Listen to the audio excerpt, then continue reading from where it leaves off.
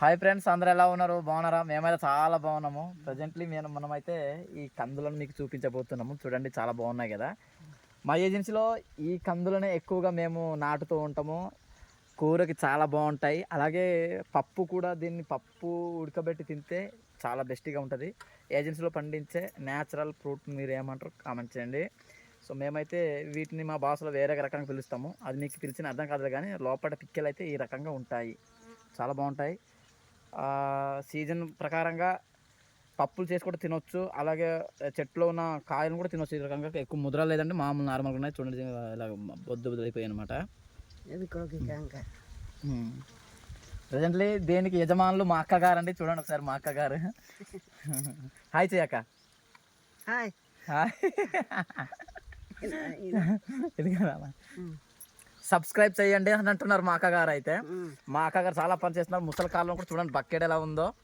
ముసలి కాలంలో కూడా చాలా గట్టిగా పని చేస్తున్నారంటే కొద్దిగా ఆలోచించాలి. మనమైతే ఇప్పుడున్న కాలంలో మనమైతే ఇంతవరకు బ్రతకమా అనేది కూడా తెలియదు. కానీ మన వాళ్ళు ఒకప్పుడు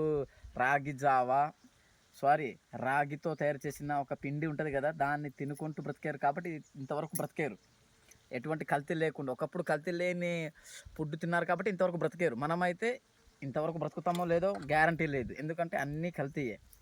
అలాగే గాయస్, ఇవైతే కొన్ని ముద్ర లేదు. ముద్రిన తర్వాత మీకు చూపిస్తాం మరొక వీడియోలో.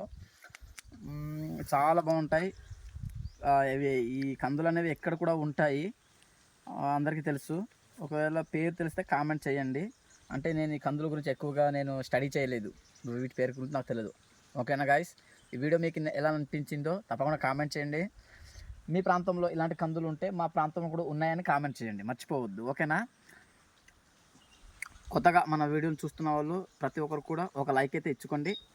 మన ఛానల్ని సబ్స్క్రైబ్ చేయడం మర్చిపోవద్దు. Bye friends.